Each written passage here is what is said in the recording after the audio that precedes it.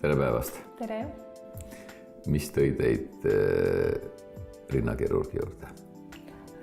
Tõi mind rinnakirurgi juurde see, et ei ole rahul enam oma rindadega. Et pärast suurt kaalukaotust ei ole see pilt enam see, mis võiks olla. Et kuna ise arvan, et olen veel noor, 27, et siis võiks see välja näha natukene parem. Selge, kui palju te kaalukaotus on? 35 kilo oli. Kuidas te selle saavutasite? Kas meditsiiniabiga või ise? Ikka ise metsas joostes. No ei, see on väga tubli saavutus. Ennem oli teil rind nagu peab olema täis ja püsti. Ja nüüd ma saan aru, et teil on natuke lõtvunud ja tühjaks läinud rind, jah? Jah, et ei saa kahjuks valida, kus seda rasva vähemaks läheb. Palju teil pikkust on? 172 ole. 172. Õlg on teil suhteliselt sportlik, nii et kui teil on, ma hakkan veel teid mõõtma, aga kui teil on küllalt lõtvunud ja allavajunud rind, siis ma teile väikest implantaati kindlasti soovitada ei saa, seepärast väike implantaat hakkab seal sammust rippuma. Implantaat peab rinda tõstma ja täitma. Nii, olete lugenud implantaatidest või nendest operatsioonist, et missugust implantaati te eelistaksite või ma hakkan teile rääkima nendest implantaatidest? Ja, ma olen kodulehelt uurinud, et mu 2 sõbrannat on ka siin käinud operatsioonidel, et silma jäi kõige rohkem just Be-Light implantaadid. Ja ilmselt Be-Light implantaat jäi silma kõige rohkem selle kaalu pärast. Ja, et on kergemad. Ta on jah, 25-30% kergemad. Ja kuna ma saan aru juba enne mõõtmist, et teil on natukene vajunud rind, siis väike implantaat teda ei tõsta, tuleb niisuguse keskmise suurusega, ma ei mõtle nüüd mingisugust suurt implantaati, aga kui ta on ikka kuskil 350 milliliitri juures, siis juba see kaal annab ennast tunda, eriti kui te olete nii kõva jooksja, et olete 35 kilo selle jooksmisega saavutanud. Ja muidugi siis te saate ka pärast rutem uuesti sportima hakata. Ei, see oleks väga hea. On teil mulle veel küsimusi, enne kui me mõõtma hakkame, mis teil sobiks? No sellele küsimusele ma sain vastuse, et saab kiiremini spordirajale tagasi. Aga kuidas selle tulevikus imetamisega on, kui on lapsed, et kas see kuidagi segab või? Ei, kuna implantaat asetatakse kas lihasealusi või näärmealusi, siis me rinnanääret ei puuduta selle operatsiooniga.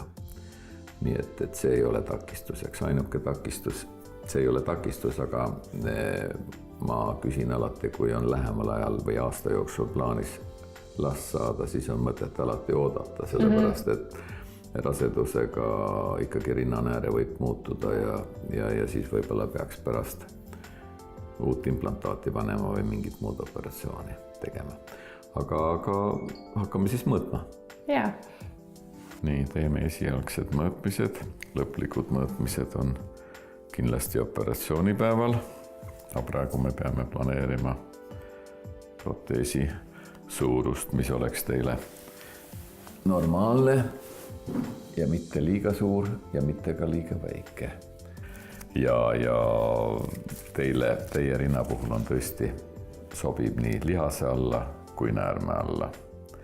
Ja selle, kuhu me paneme, otsustame operatsioonipäeval. Lootes, et eelnevalt natuke loete, vaatate, uurite. Võib-olla postop kulg on natukene valusam, kui panna lihase alla, aga teile sobib mõlem.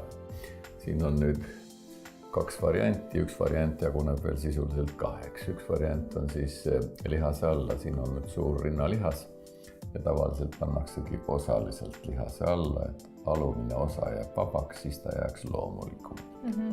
Seda pannakse tavaliselt niisugust meetodi kasutatakse, kui on üsna liigasale inimene, kellel siin ei ole rasvkudet ega ka näärmekudet.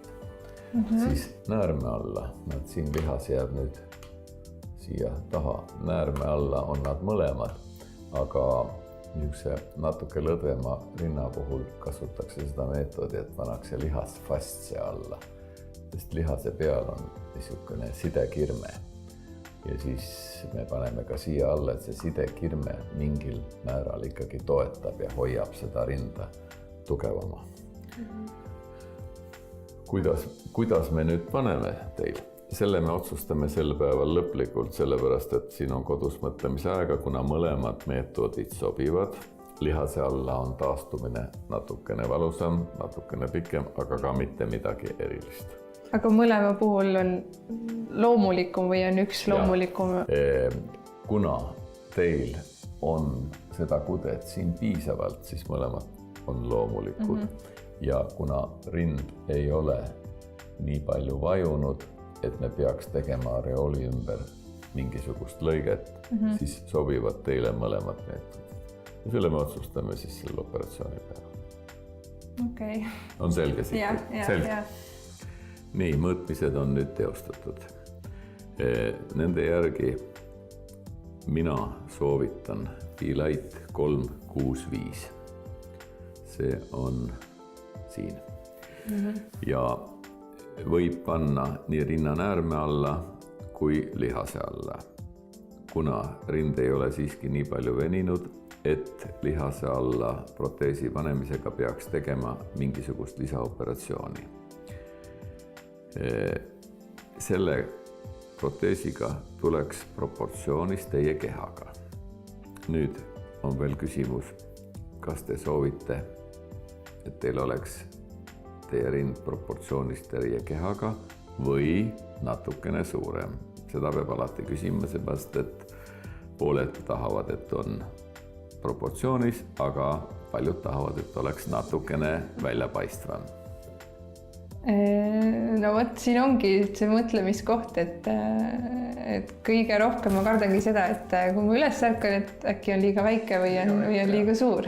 No siin on nüüd jälle see küsimus, et kuna te olete noor ja sünnitamata tütarlaps, siis tavaliselt ma soovitan alati esmasproteesi panna ikkagi väiksemad, sellepärast, et te olete kena tüdruk, võib-olla tuleb teil 4-5 last, rind venib. Ja siis me peame edaspidi selle korrigeerimiseks kas panema hästi suure proteesi, et see jälle uuesti täituks, või tegema kas areooli ümber lõikust või isegi ankurlõikega tõstmist. Aga 365 tõstab teil piisavalt selle ja täidab. Samas me võime kokku leppida nii, ega see, mis me täna räägime, ei ole lõplik. Operatsioonipäeval me teeme veel lõpliku mõõtmise joonistamise ja siis me võime otsustada seal mõõtmise ajal ja võite usaldada mind, jätta selle operatsiooni toas otsustamiseks, mida ma üsna sageli teen. Muidugi ma ei tee nii, kui ma ütlen teile, et panen 365 kuni 410, et te ärkate 500-sega, seda ei ole, ikka nende kahe vahel. Okei. Jah, see tundub mõistlik. Jah, et minu soovitus on ikkagi nagu alati natukene väiksem, eriti just sünnitamata tütarlastele, sellepärast, et rind kindlasti kunagi venib natuke juurde. Okei. Ja siis, kui te nüüd koordinaatoriga lepite selle operatsioonipäeva kokku, siis ma lühidalt räägin, kuidas see asi toimub.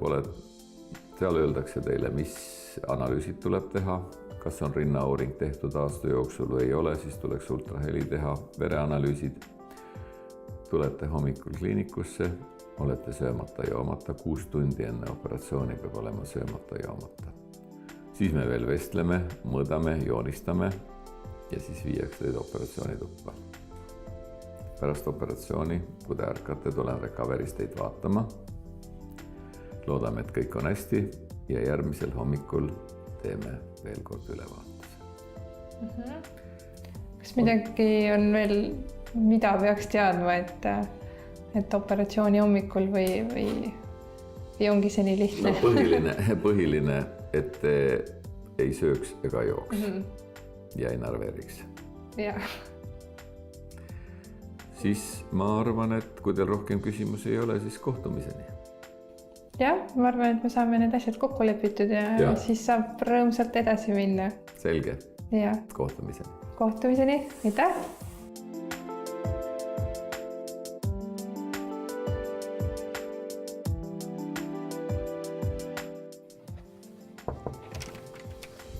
Tere hommikust! Tere hommikust! Nii, kuidas te ennast tunnete? No natuke on selline põnevil, natukene on hirm. Natuke ärevil ka? Jaa, ärevus. Olete nüüd valmis tänaseks operatsiooniks? No, peab olema.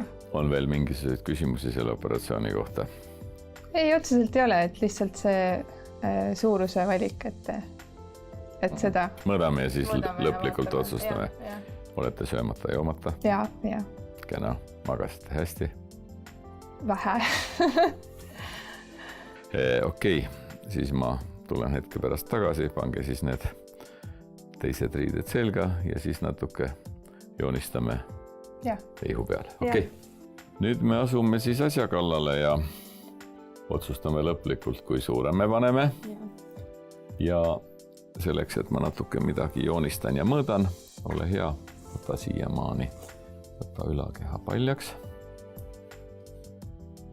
Meil oli esimeses konsultatsioonis oli jutt, kas 365B light või 410. Mina soovitsin ikkagi 365, kuna esmane protees enne sünnitamisi on alati mõttekas panna väiksem ja kuna 365 ei ole väike. Ma ei tea, kuidas te nüüd, mis järeldusele... Lihtsalt küsi, mis korvis on 4-10 annaks? D või? No väike D või suur C, jah, niisugune. Aga 365? Annab C küll välja.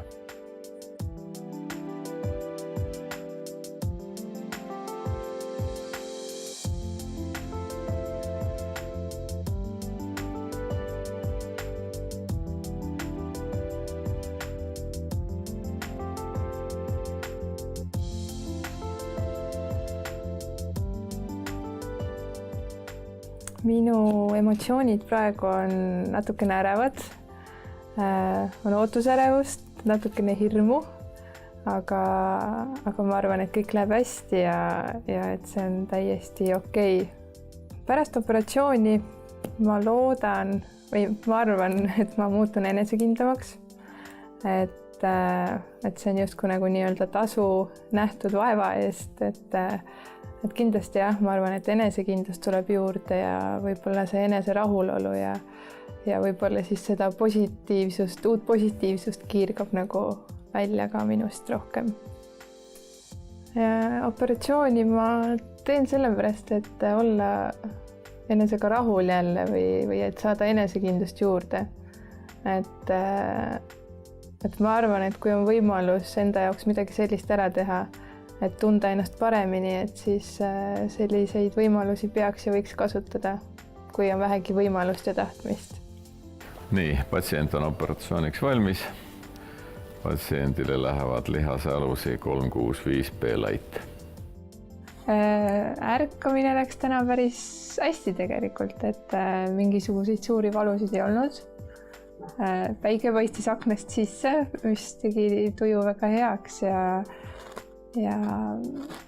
ma arvan, et kõik on praegu väga hästi läinud. Sain ka pesemas käidud hommikul ja nägin siis seda nii-öelda uut pilti, et praegu nii-öelda nähtu põhjal olen väga rahul, et kõik tundub ilus ja täpselt nii nagu vaja, et mul on hea meel, et ma suuruse osas ka doktorit usaldasin, et sellega on praegu minu arust väga okei.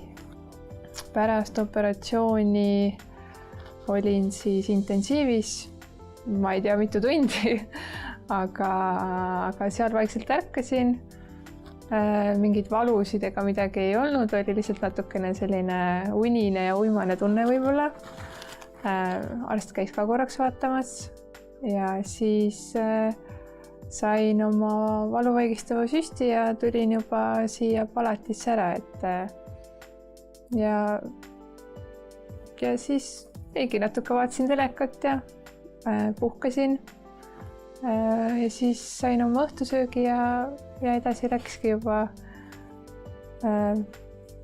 uinumise teel nii-öelda, et olin natuke väsinud, et puhkasingi nii-öelda vaheldumisi, ärkasin ja puhkasin.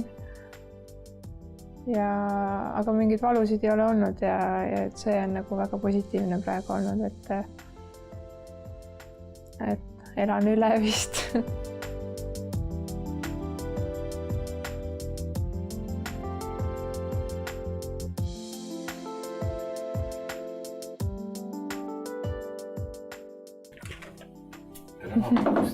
Tere hommikust! Kuidas elu läheb? Hästi läheb. Kas öö möödus rahulikult? Jaa. Valuvaigistiteta või valuvaigistitega? No viimane oli õhtul enne magama minekut, aga öösel midagi ei võtnud. Hästi.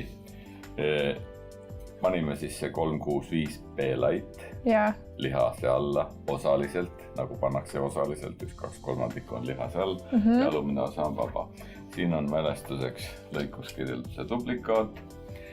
Õde tegi sideme ära ja andis proteesipassid, antibiootikumid ja valuvaigistid. Jaa, kõik on olemas. Katsume korraks tõusta ja vaatame.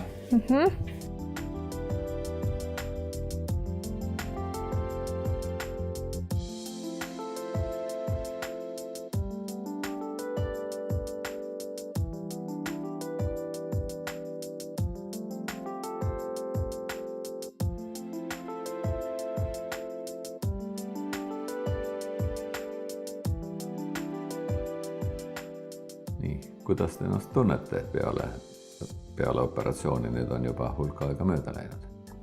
Tunnen väga hästi, et esimesed emotsioonid pärast ärkamist olid väga positiivsed, et on nagu selline naiselikum tunne rohkem ikkagi ja sõbrannad tahtsid kohe kõik pilti saada ja ütlesid, et väga loomulik tulemus on, et selles mõttes on kõik hästi läinud ja taastumist. Ma alguses kartsin, et kui me hommikul otsustasime, et ikkagi läheb lihase alla see implantaat, siis ma arvasin, et see taastumine tuleb ikka päris palju hullem, kui see tegelikult oli, et ma vist 3 päeva valuvaigisteid võtsin ja siis oli enesetunne juba oli väga hea ja ei ole üldse nii hirmus olnud, kui ma olen lugenud mujalt kuskilt, et selles mõttes on kõik väga hästi läinud.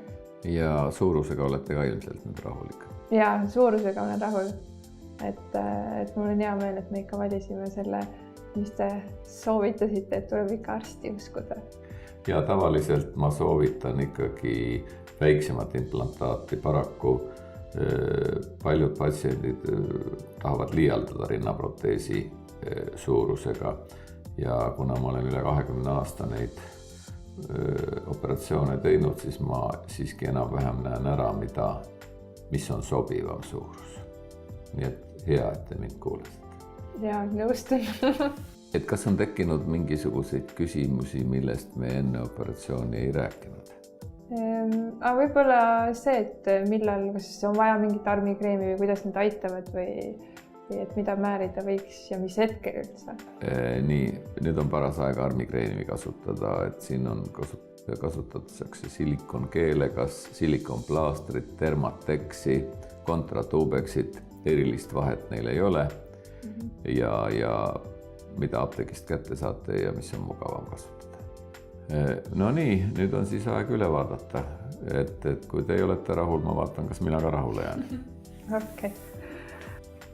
Nii, ma vaatan, et rind on ilusti paika vajunud. Oli mingisugust probleemi ka kuskil, mingisugune koht oli äkki valusam või mingi verevalum või kuskil?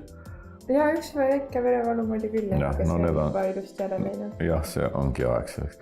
Ei, ma vaatan, et kõik on paigas ja kõik on hästi ja täiesti proportsioonis, nii et võite riidesse panna ja rahulikult hakata oma elu edasi elama. Mina olen väga rahul, et ma selle otsuse tegin, et panna endale rinnaimplantaadid.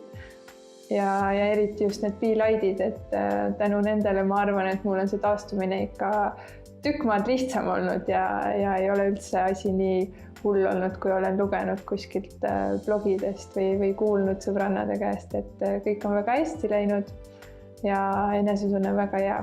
Et mina arvan küll, et kui naistel on selline soov või nad tunnevad, et nad tahaksid olla veel naiselikumad, et mis iganes see põhjus siis on, et kindlasti võiks endale selle kingituse teha ja nautida rõõmsamat mina siis.